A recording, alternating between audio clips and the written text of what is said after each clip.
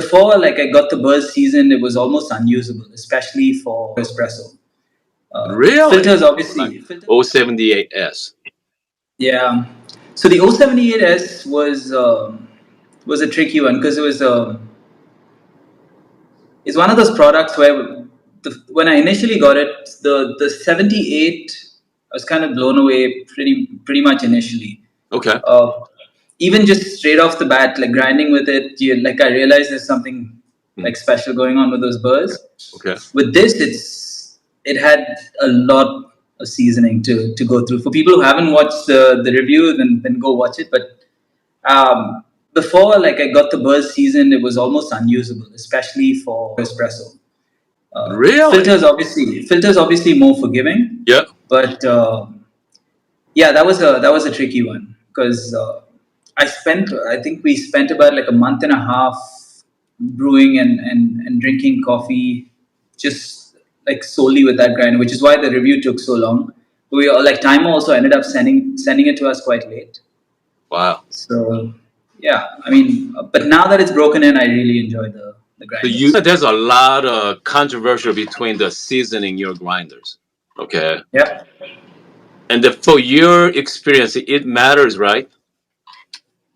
Yeah, it sucks that it matters. It shouldn't be something that a customer has to do, especially when you pay as much as you do for some of these grinders. Yeah.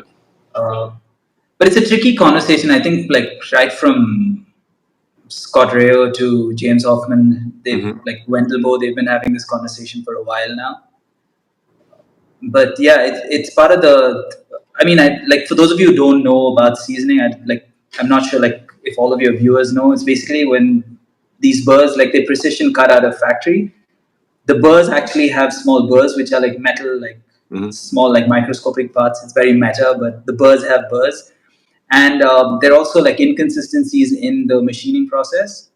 So you have to actually grind a bunch of beans through to kind of like on a microscopic level again, round out those burrs so they start giving you like a more consistent particle size distribution and start performing at peak. So the analogy I used in the video is kind of like if you buy a car, you're not supposed to rev it too high for the first 100 kilometers or so. It's a similar situation, but it's kind of acceptable if your grinder is usable until you season it. It's like, okay, it's good, but then it's going to get to great after say 4 to 5 kilos of coffee. But with an espresso grinder, it's tricky because the 78 was pretty much unusable for me, like straight out of the box. It just channeled, and there was this like really sharp, like almost battery acid kind of like acidity, and like the finish was bitter. So yeah, I mean, after 2 kilos, it started settling down a bit. But yeah, no, that sort of a situation could be a deal breaker for many people. And I know a lot of people who watch the review also watch Justin's review, and Kyle, like Lance mentioned it. So I think across the board, everyone's had the seasoning troubles with the 78S. I genuinely don't think it's something that a customer should have to do. But if it's a grinder that produces decent coffee and just gets better as you use it, that's acceptable to me. But to have to run 3, 4, 5 kilos of coffee through it before it becomes usable is not. So